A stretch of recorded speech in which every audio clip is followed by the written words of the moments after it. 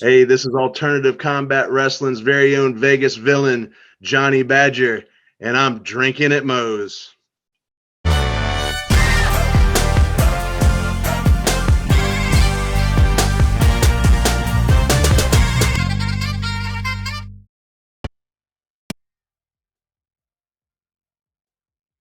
Where I'm based out of, I'm actually in Omaha, Nebraska. Okay. And fantastic. Yeah, funny enough, I didn't actually get my start on independent wrestling here. I was actually in the Navy station in San Diego and actually got my start watching independent wrestling down there. Oh, wow. That's awesome. You got to see one of my all-time favorite matches to this day was B-Boy versus TJP versus Scorpio Sky, triple threat. Just amazing. Yeah. What year was that?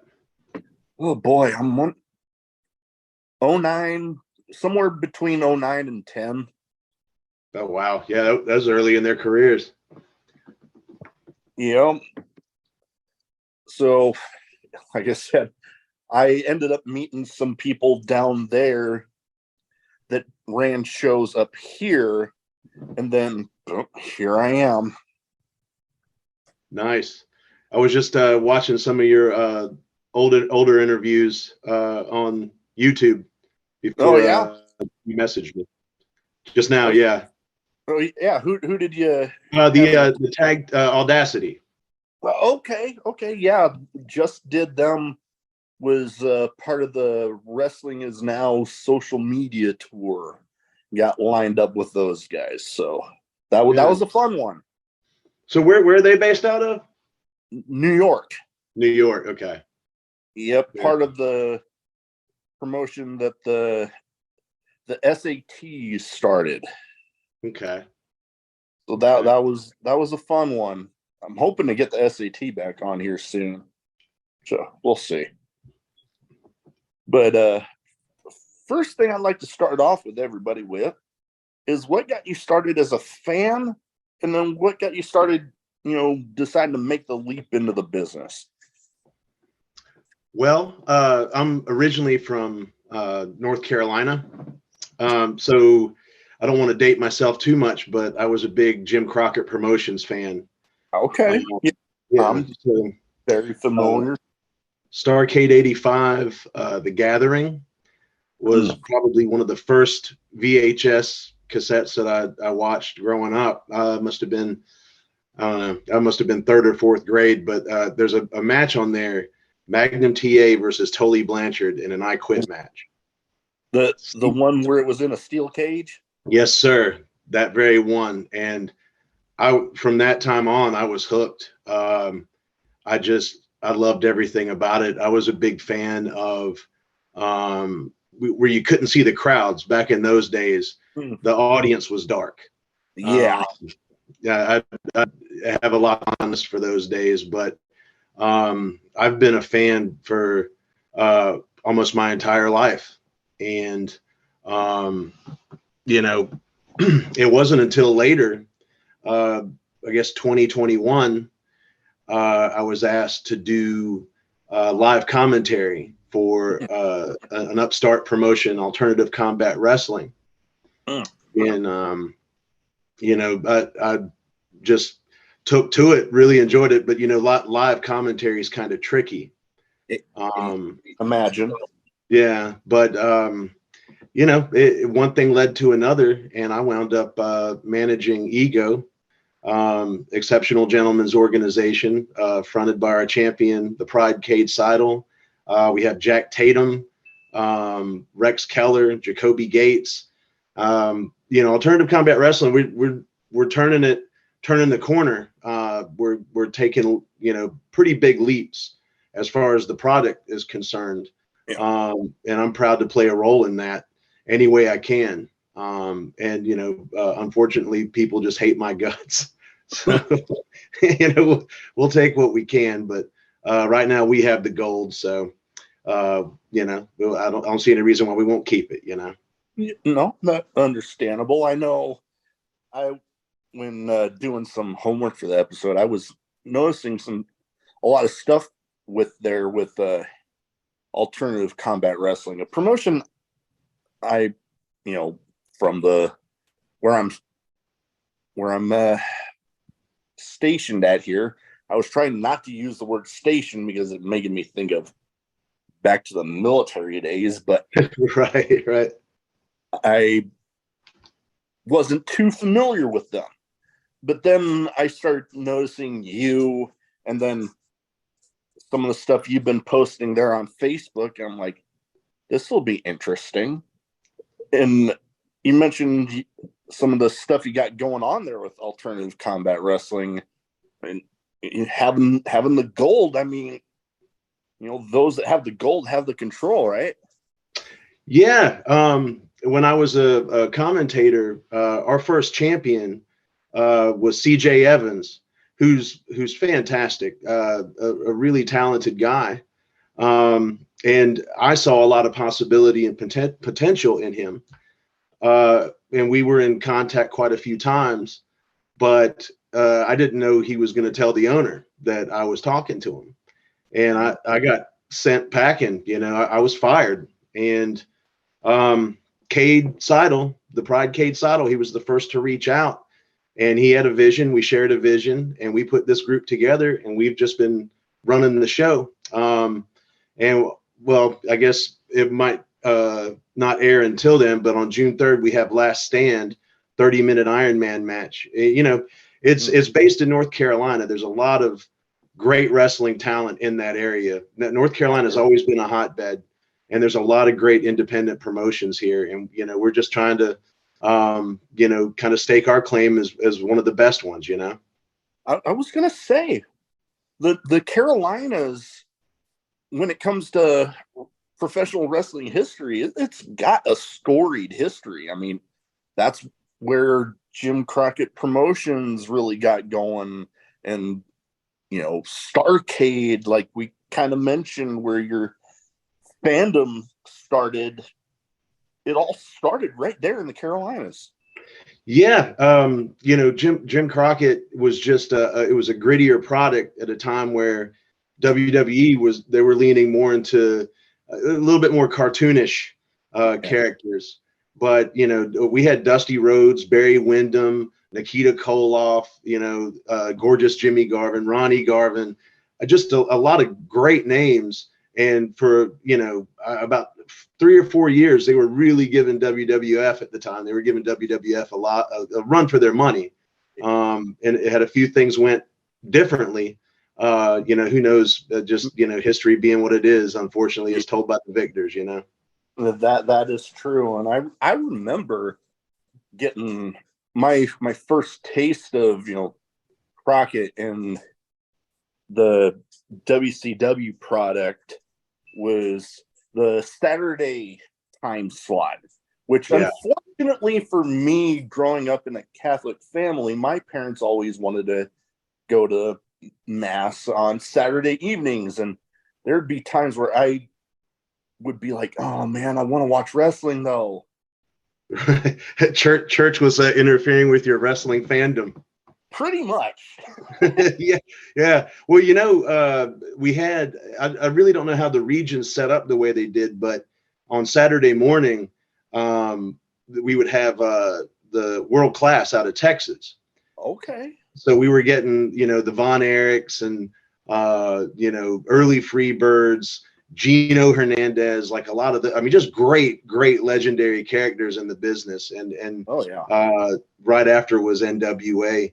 I definitely loved WWF at the time, but where I was from, Ric Flair and Dusty Rhodes would be about 40 minutes away, on a Saturday. So, we would go to those shows, and I just fell in love with it. I've always loved it, and it just a late in life gift to be able to do it now, professionally. Oh, I can imagine. I know I've only ever had a little taste of being able to be involved in shows here or there, friends that were in the business letting me be the guy to walk them out to the ring or something, or even got the opportunity to be a special guest ring announcer for a friend's match once up in Fargo, North Dakota, which, goddamn, that was one hell of a fucking the drive. wrestling hotbed of Fargo. But I mean, it is kind of funny thinking about it, but some of the people that I got to see there, I mean, as far as Midwest independent wrestling, I mean, Warhorse was there, like very early. Wow. Warhorse, when he was a part of I think it was the Viking War Party that they has since split up, but Warhorse is on an absolute tear.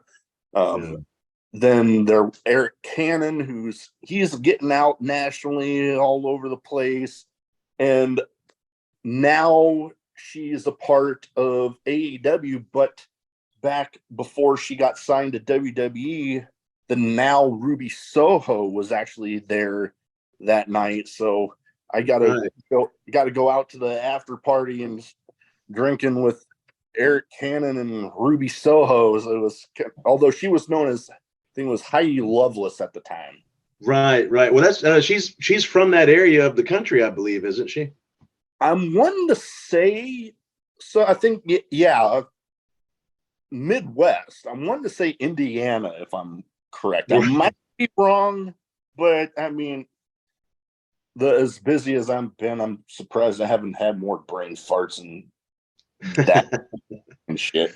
Well, that's kind of the beauty of professional wrestling is, you don't have to go to a giant arena or giant stadium to see a really good show. And a lot of these men and women on the independents, they're trying to put on the best show possible, whether it be 100 people, 200 people, however many. And I mean, just the amount of talent out there right now is staggering.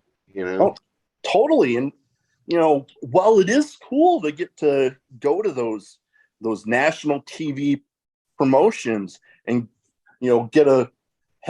go back with all the streaming services and getting to go back and watch it later, and when you're there you don't really get to hear the commentary, but go back and watch it with the commentary is kind of cool. I've been known to do that on occasion on different shows that I've been to. Nothing wrong with that, my man. I do the same thing. I've done the same thing a million times. Oh man, I remember going back, and I was curious because I know I was there the night that Owen Hart beat Rocky Maivia for the Intercontinental title. I was there, and I'm like, I wonder when that happened. So I went back through the internet and looked up the title history and found that date, and then boom, went and watched it on the network. Yeah. I mean, again, like it's such a unique business and a unique form of entertainment that when you step from just being a fan to being a performer, you really get to see all these moving parts that you had no idea existed. But as I said, North Carolina is just it's a hotbed, and I'm sure everybody from every region probably feels the same way. But I mean, we just have so much talent in alternative combat wrestling right now. Hambone Jones, CJ Evans, Chris TNT Taylor, the Quick City Assailants, tag team wrestling, the Heart Killers. We have a lot of talent, a lot of guys that are really hungry. And, another cool thing about going to these independent shows is a lot of them have, intermissions where the kids and the fans can meet the people. You go to a Raw, you're not going to be able to meet Matt Riddle at a table at intermission. It's such it's hands-on. It's more intimate. It's more personal for the fan. Oh, totally. And you think about it. The price that you would pay to sit ringside at a Raw, at a SmackDown, Dynamite, whatever it might be, you're paying upwards of $100 some, if not more. All righty. Wow. Well, technical difficulties, that's what happens. But as I believe I was saying at the time before my damn internet went to shit, we were talking about, going to the independent shows and, you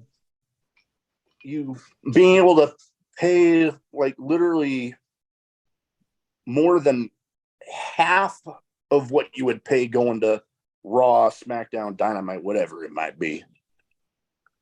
Right. Yeah. With alternative combat wrestling, our shows are $10. And that's a good price. It's a bargain because, you can't take a family of four to the movies for $10 a person, bowling, especially in this area, where we come out of the National Guard Armory in Southern Pines, North Carolina. And, we're picking up a lot of steam. Our crowds are getting bigger to the point where we've discussed, I've heard them discussing maybe getting a bigger venue. But, when that armory is jumping, the fans are great.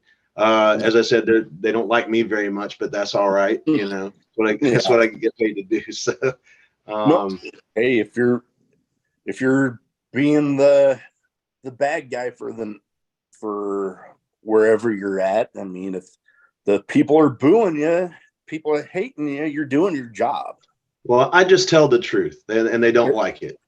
Okay, that's a good way to think about it. But the technical difficulties that I just had actually leads me into one of the things I was wanting to talk about next. And, recently Alternative Combat Wrestling they started their teardown. They're like, I haven't got to watch it yet, but it's looking kind of similar to what I'm doing here, and like an interview style sort of thing about alternative combat wrestling.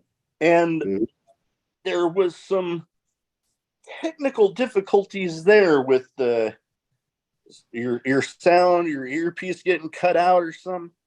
Yeah, I guess it was unintentional. My thing is I was making a point and I was making sense, and I don't think that management of Alternative Combat Wrestling likes that, but that's fine. Sound guy Zach Productions, Zach Bollinger, he's heading that show, and I'm sure he's going to do a good job as long as he likes the guy, I guess. But whatever, Hambone Jones will be on next, so. I was just seeing that post about it, and yeah, I guess we'll see if those technical difficulties continue for them. Yeah, I can't wait. We'll just have to wait and see, though. Yeah, no, but I'll be keeping my eye out for whenever that one comes out, because I'm curious to see about it myself.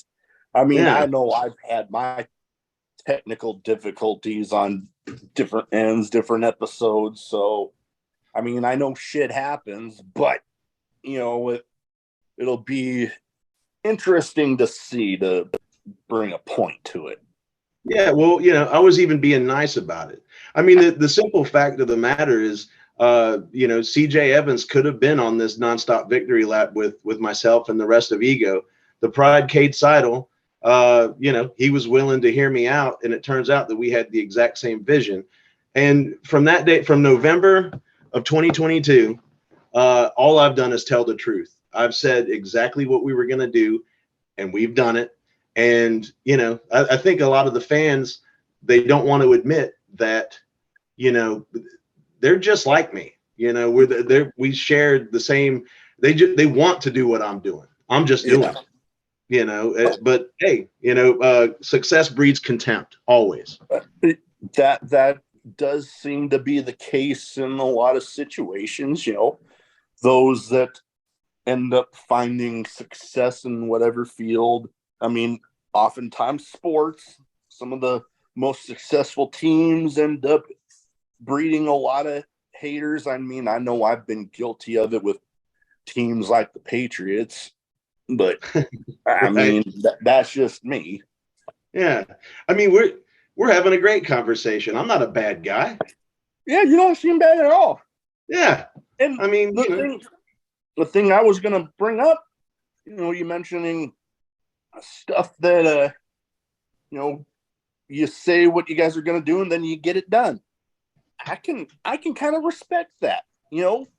Somebody that's not going to pull any punches and, beat around the bush, you say what you're going to do and you go and do it. Yeah. You get it. You get it. The people of fully Southern North Carolina do not get it, and it makes them angry. But you know what?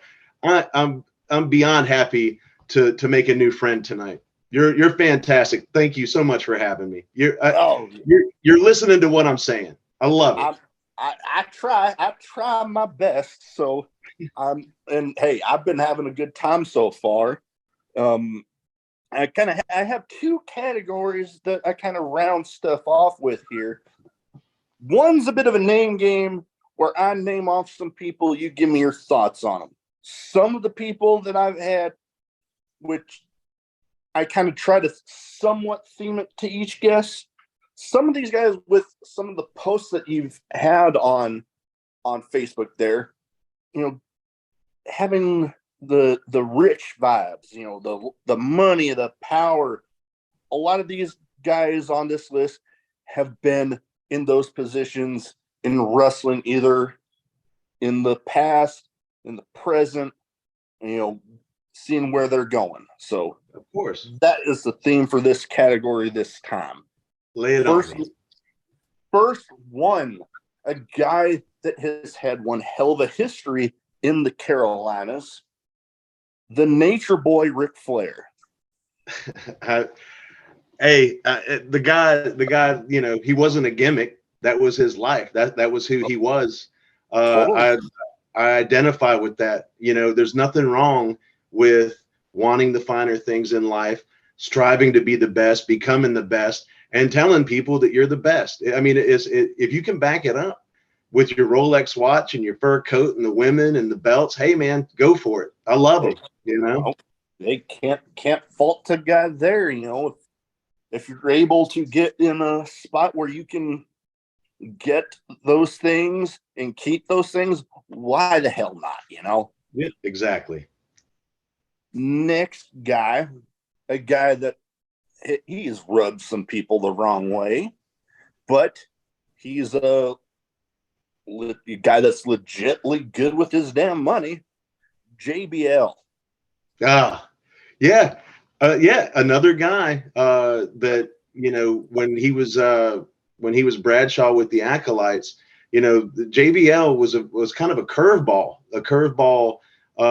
role for him, but he owned it and he was JBL. I think that was one of my favorite heels of the early 2000s by a wide margin. Actually, I love JBL. JBL, yeah, I give that to him. He legit it. I think it even started before he made that turn into the whole JBL character. But yeah, he was on those Fox Business shows and showing the knowledge that he had for the the stock trading and all that sort of thing. So you knew legit he was that character. He wrote a couple books about it. Oh yeah, no, totally. Next up, a guy that to this day I have no knowledge of why he blocked me on Twitter. It still puzzles me to this damn day. But Baron Corbin. Baron Corbin blocked you on Twitter? Yeah. I didn't know. What did you do? Like I said, I have no idea. I went to tag him in a tweet with a little funny meme that I didn't even make. I was just finding it on somewhere, and I'm like, hey, I'm going to tag him in this. And then it wasn't showing up when I went to @whatever. And then I go and I search, and when I finally found it, pulled it up, and it said so-and-so blocked them, blah, blah, blah. And I'm like, okay, I legit have no idea what the hell happened here. Well, I was probably going to say something nice about Baron Corbin, but I like you, man. I don't know why he would block you, so I'm not a fan. You know, he's on his own. No love from the Badger, baby. I mean, he's on his own. I mean, they used to call him, what was it, the lone wolf there? So, Yeah. I mean, honestly, I literally had nothing really against him. My dog is trying to get into the damn sink right now. My wife and I have a Great Dane, and she's trying to drink out of the sink right now. How big? She's only 9 months, but she's like, she can literally get to where her head, if there's any standing water in like a bowl, she can. I'm constantly having to watch out, and like I hear some lapping up the water. I have to be like, "Hey, get out of the sink." It keeps it interesting, you know. Hey, you give her a head scratch from Johnny Badger. How about that? You know what? I'm doing that right now. But yeah, like I said about Baron Corbin, I don't really have anything against him. But for some, you know what? Hell, he might not even remember why the hell he blocked me. I don't freaking know. Yeah. Well, you know what? With Baron Corbin, and I kind of identify with him with this, is that there's just something about him, like about his face or whatever, that people just, you know, don't like. I don't really see a time where he's going to be a face just because he just rubs people the wrong way, just the look of him, I guess. But yeah, I can see that. I can see that. Yeah. I'm probably not helping myself out with him by saying that, but yeah, I can see why people think he is like has that punchable face. Well, he does have a taste for the finer things, though, with cars, watches, that kind of thing. So, you know, a lot of respect on that end. You know, you gotta spoil yourself, man. You know. Hey, if you can afford it, why the hell not? You know. Exactly. 4 feet of charcuterie. You know, that's a snack. I saw that damn thing on Facebook. I'm like, holy hell! I've been stress eating. It's been a rough time. I'm a little nervous about. We just have some like inner family things. You know, Cade Seidel doesn't want ego at ringside for this bout, and while I disagree, I do support him. You know, I know why he wants to do it, but you know, it's out of my hands. In a way, I can kind of understand, because you know, you have those people that are in those positions of power, and you know, they have groups like Ego, like go back with MJF with the with the Pinnacle, Jericho with the Inner Circle, now the Jericho Appreciation Society. I can understand how, you know, there'd be people that might see as, oh, they can't get it done without so and so. So you know what? They get in a time where they're like, you know what? I'm going to prove them all wrong. Yeah. I'm going to go out there without them. Yeah, I mean, you know, as I said, I don't agree with it, but I wholeheartedly support. I mean, he's a great champion. He deserves to be where he is. I have just nothing but love for the guy. He's one of the main reasons I am where I am. So, you know, I'm just going to support him and keep my opinions to myself. I mean, the last thing he needs is me telling him I don't agree with what he's doing. So we'll just leave it at that, you know. We'll leave it at that, exactly. Last but not least for this category, a guy that is on top of the world right now with AEW. He is doing amazing things, although he doesn't seem to be actually wrestling all that much right now. MJF. Generational talent. As he likes to say, definitely. I was lucky enough to be at the first Double or Nothing, and I was at the last Double or Nothing last year, and that was the weekend where there was like an autograph signing where he, I guess, no-showed or whatever. It was him and Wardlow. But you know, MJF, to be as young as he is just light years ahead of where he should be, I guess. I mean, he's remarkable in the ring. He's proved it against Bryan Danielson. that Iron Man match is is probably one of my favorite Iron Man matches of all time. It ranks up there. That is for sure for me too. Yeah, but he's taking it as it comes. I'm very interested to see how this Four Pillars match goes. Me too. I'm gonna be curious about that one. Yeah. But yeah, you got to give him all the credit in the world to be that young, to be at the top of your game like that. That's incredible. Oh yeah, and you bring up the last Double or Nothing.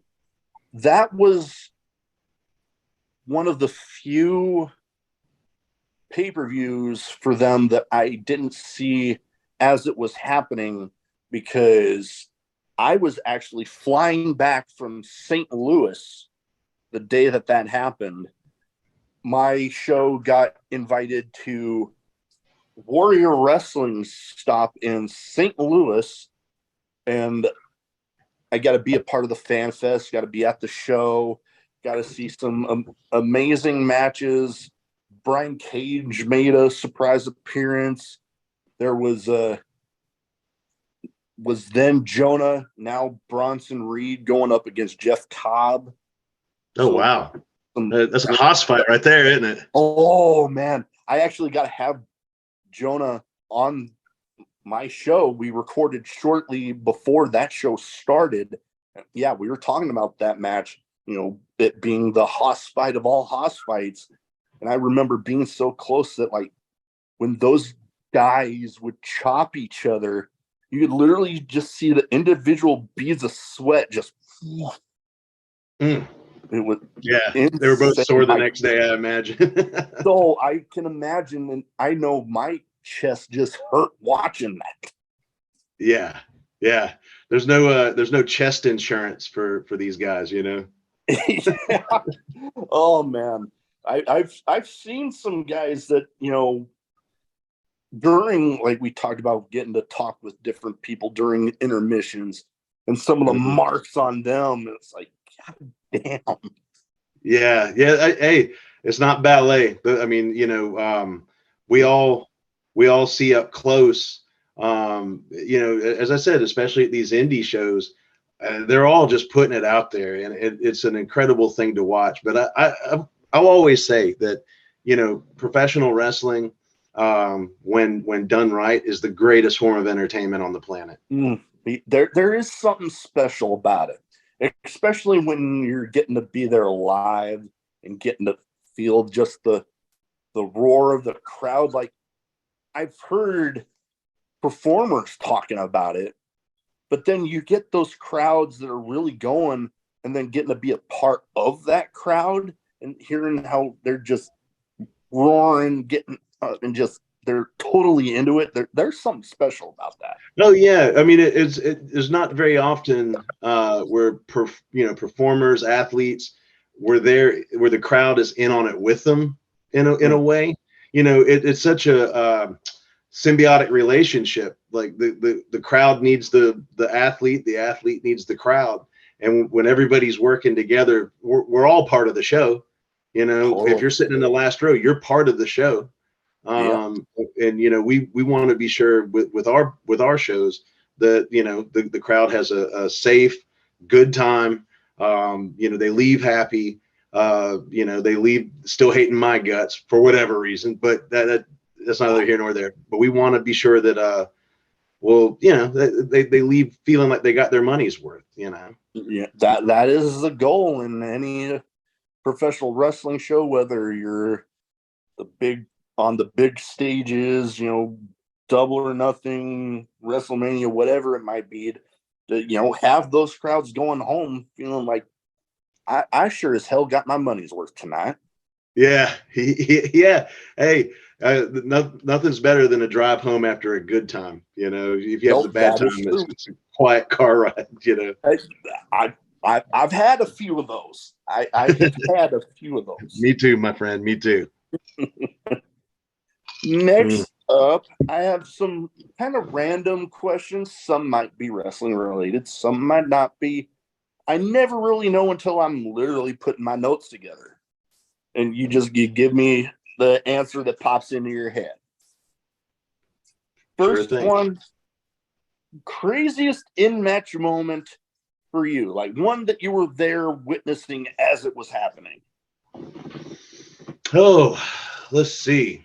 Well, I was when I was on commentary. There was a match between I believe Jack Tatum and Trey Havoc. And Trey Havoc went for a spear, and Jack got out of the way. But when Trey hit the mat, it knocked all the boards loose on the ring. And this is a full size professional solid ring, and it just knocked the boards in that corner all lopsided and everything. I'd never seen anything like that. I've seen the Brock Lesnar suplex in the Big Show or whatever, and the ring collapses, but I've never seen a guy spear something so hard that it knocked the boards loose like that. That would be crazy. I've seen some stuff kind of similar where like I think it was a bar or something underneath the ring. I've helped set up some rings before. Mm-hmm. Like I know full well, those things, like there might be some bounce to them, but you're literally the boards on top of just solid steel. So it's not a damn trampoline, as a lot of people like to say. But I remember all of a sudden you'd hear this loud clank, and it was one of the bars coming loose that just plopped on the.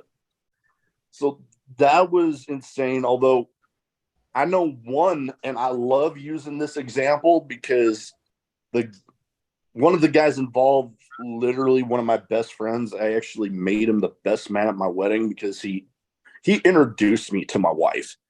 And it was in this promotion's version of the Money in the Bank ladder match.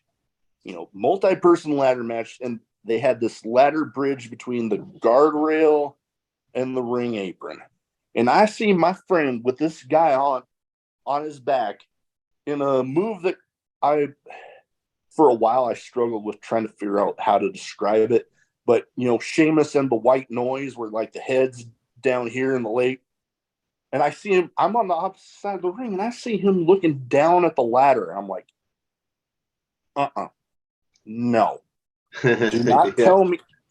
He jumps, ladder folds, and they disappear on the other side of the ring. I'm like, God damn, I'm sore just watching.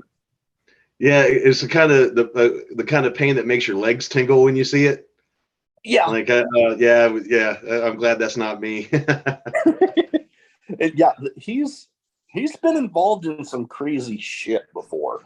Like, he actually volunteered because the person that was originally supposed to be in this was actually injured in a death match show literally the night before. He was supposed to have a show that night that was a no rope barbed wire match. Ugh.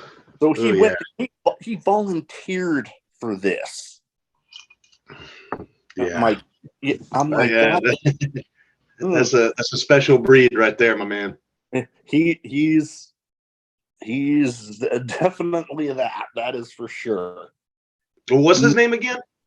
His name is actually Brandon Juarez, or he goes by in some circles Donnie Pepper Cricket. I'm gonna check that out. That's fantastic. Love it. Either search for Magnum Wrestling.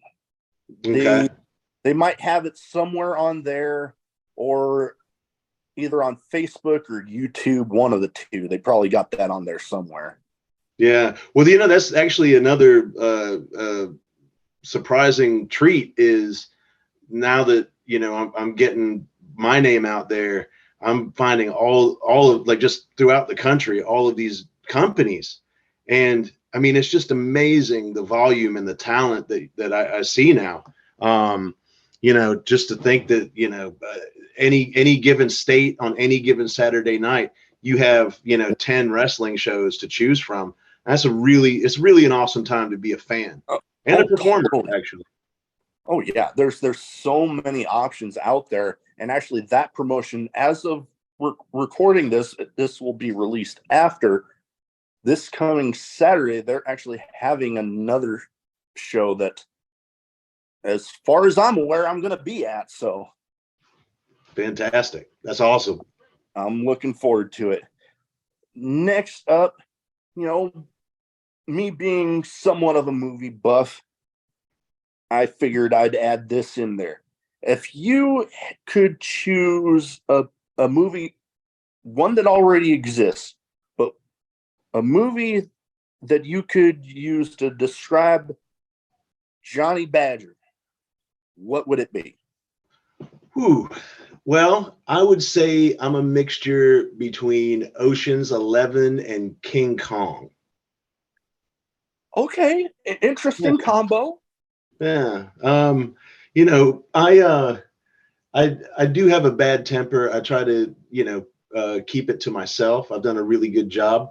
But yeah, I think that with this, you have the sleekness of all the Ocean's movies. Ocean's, I guess, are on 24 now or something. But you know, it, just Vegas, Sweet Lady Vegas. That's me. That's my city. But yeah, King Kong likes to smash things, and I've played my part in alternative combat wrestling. Our hostile takeover is almost complete. Proud to say, actually. Yeah, and I think what they've King Kong has had a little bit of a resurgence as of late with going back to it was one long ass movie, but that King Kong movie they had a while back, and then Skull Island, and then these Godzilla versus Kong movies. They got another one that's in the works that should be coming out sometime soon. So yeah, big money to be made in making movies about giant monsters beating themselves up. There's a wrestling connection there, I'm sure. I'm sure if one got to thinking about it, yeah, I can see that. We got to find a ladder big enough to throw King Kong through. Yeah, that would have to be one big ass ladder. A lot of bamboo on that one. Yep, lots. Next up, I would feel weird not having this question on here with the name of a show like Drinkin' at Moe's. Favorite drink, whether alcoholic, non, or one of each. It don't matter. Well, I am a man that does like the simple things in life. But for my money, if I'm out with the fellas, if we're having a good time at the tables, I'm just going to stick with Jack and Coke. I'm going to drink it. It's basic, I know, but it's a classic. It's a classic for me. Nope, nothing wrong with that. Yeah. Plus, the more you drink, it doesn't get harder to say. You can pretty much say Jack and Coke at any point and how many you've drank. So it works out great. You know what? I never really thought about that, but that is true. Some of these these elaborate names of drinks out there, you have a few. You're probably going to be slurring through the name of the damn thing. But Jack and Coke's pretty straightforward, simple, to the point. Yeah, try saying brewery after 9 beers. Brewery, it doesn't work out. Tequila, doesn't work out. But yeah, Jack and Coke. I think I've mumbled that a million times in my life, inebriated. So it works out. Oh yeah, and you know what? Jack and Coke. I am a guy that I do enjoy one, but I've also I'm forgetting where exactly I first stumbled on wanting this, but adding grenadine to that literally tastes like a Jack and Cherry Coke. Yes, freaking delicious as hell. Yeah, it's amazing. It's amazing. Hey, if I'm ever in Nebraska, you and I are going to go get some Jack and Cokes with grenadine. I promise. On me. Fuck yeah. Well, I'm looking forward to that. Next up, we kind of mentioned a little bit about a big gorilla in King Kong, but what would you say, Johnny Badger? What would you say is Johnny Badger's spirit animal? Ooh, well, I guess it would be silly for me to say anything other than a badger. Oddly enough, but years ago, my closest friends on the planet, they gave me the name Johnny Badger years ago, and I took to it. I used to be a bit more subdued, a bit more I don't know, hard to contain, and I was a badger. I was a badger, and if there was a mess in the living room or in the car or at the bar, it was usually because Johnny Badger did it. And badger is a fierce animal, and when you're trying to do what you guys are doing with ego there at alternative combat wrestling, sometimes you got to be a little fierce. So badger kind of fits in there. Yeah. I'm a controlled chaos. Okay, I can get that. Last but not least, best advice for anybody wanting to get into wrestling. Well, I would say first you got to find a good school. You got to find somebody that can train you up. I would also say study your history. But more importantly than anything, get a degree. Get a degree. Get that out of the way. And that would be my advice for anybody starting anything in the entertainment or sports or anything like that. Because if you have a degree, you're covered. Because it's not an easy business. Being in a rock band is not an easy business. Yeah. But yeah, follow your dream, but be smart about it would be my advice. And that makes sense because, having that degree, that backup plan, if you will, it makes sense because with wrestling or really any form of the entertainment industry, not everybody starts off, main eventing WrestleMania or All Out or, sell out stadiums for concerts and stuff. Everybody starts off at some point, and you know what? Some people, unfortunately, don't make it to those big arenas, those big time events. Yeah. Some people do. Some people it takes longer than others.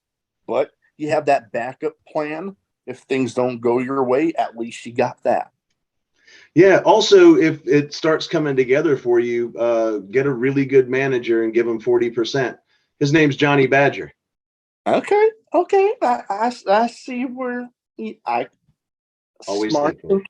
Always thinking that. That's good. That's good. Well, before we go, where can people find you social media wise? So if they don't already have their eyes on Ego, on Johnny Badger, they can go ahead and get them there. Well, on Facebook, you can find me at Johnny Badger, Alternative Combat Wrestling. Also, the gentleman that puts our packages together, Sound Guy Zach Productions. Look that up. Another cool little tidbit. I was going to try to have it done before today, but I have my own custom-made entrance music getting ready to come out. Look up Red Radio Productions.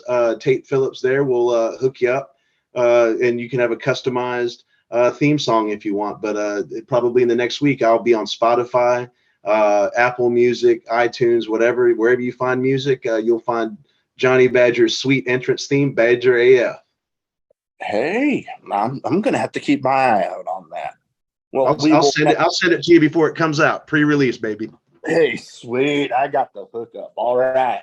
Well, thank you for taking the time to talk to me tonight. This has been fantastic. Thank you. Pleasure's all mine. That means a lot to me. I put in a lot of work trying to, you see a lot of podcasts out there, and sometimes some come across better than others. I definitely try to put my notes together, do my homework, so I at least come across like I know what the fuck I'm talking about.